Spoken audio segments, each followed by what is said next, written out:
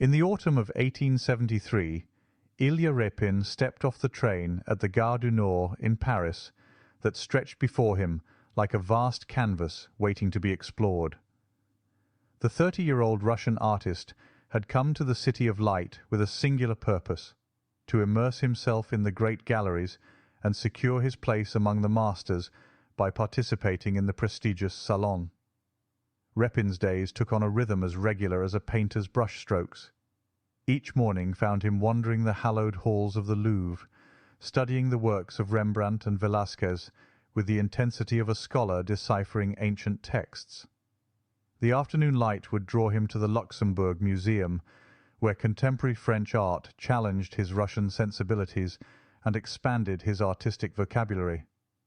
But it was not merely observation that occupied his time. Repin's sketchbooks filled rapidly with scenes of Parisian life: the elegant sweep of a woman's dress on the Champs-Élysées, the weathered hands of a street vendor, the play of gaslight on wet cobblestones. These were the raw materials from which he hoped to forge his reputation in the competitive world of French art. As winter melted into spring, an extraordinary vision began to take shape in Repin's imagination.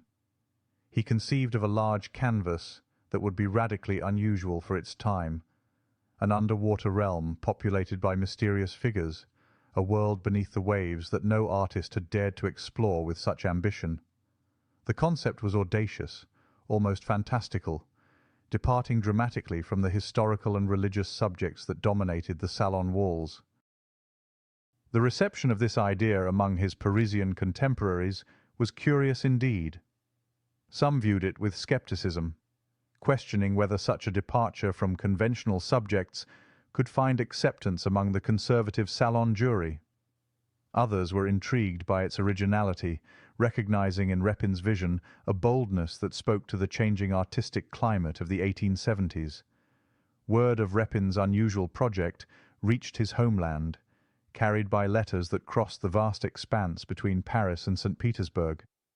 An old art friend, concerned about the potential influence of French culture on the young Russian's artistic identity, wrote with worry, would Repin lose himself in foreign influences and become too Francophile, abandoning the distinctive Russian character that marked his earlier works?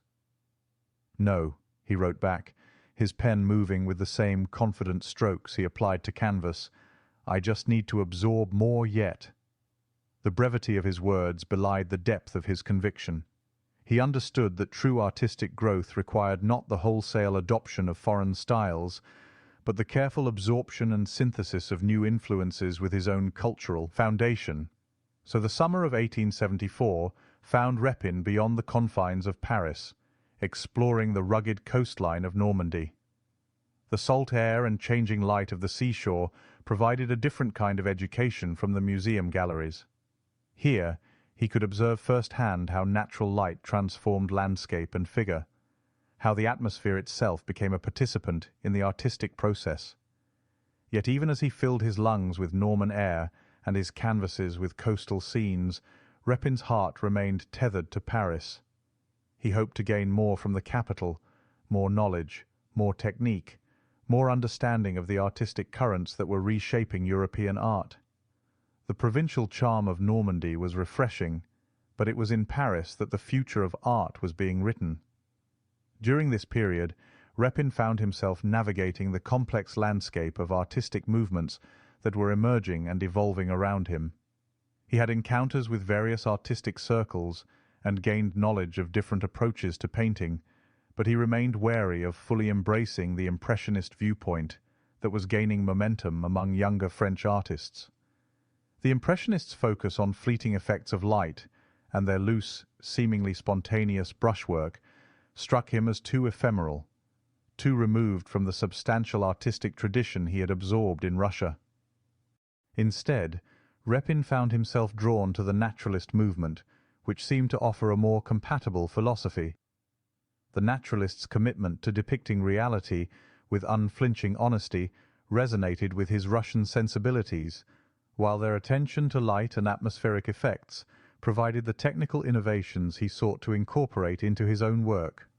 This movement offered him a way to absorb the light and airiness of French painting without abandoning the psychological depth and social consciousness that characterize the best of Russian art. As his Parisian sojourn drew toward its close, Repin began to synthesize all he had learned. He wanted to take back to Russia not merely French techniques, but a transformed approach to capturing light and atmosphere that would enhance rather than replace his distinctive artistic voice. During his 2-year sojourn in Paris, Repin immersed himself completely in the artistic ferment of the French capital. He devoted himself to capturing what he called the principal types of Parisians in the most typical settings, painting with equal fascination the bustling street markets and grand boulevards, studying the diverse faces and costumes that represented every stratum of Parisian society. His timing proved fortuitous, arriving just as the art world was in upheaval. In April 1874, he witnessed the groundbreaking First Impressionist exhibition, an experience that would profoundly influence his artistic perspective.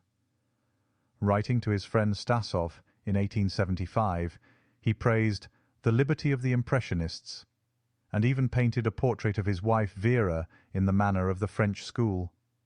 While he genuinely admired the Impressionists' revolutionary approach to light and colour, Repin ultimately felt their work lacked certain essential elements that he considered fundamental to meaningful art.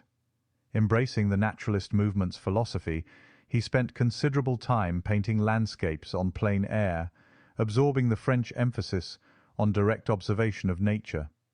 His contributions to the prestigious Paris Salon from 1874 to 1876 marked his growing confidence and recognition within the French art establishment.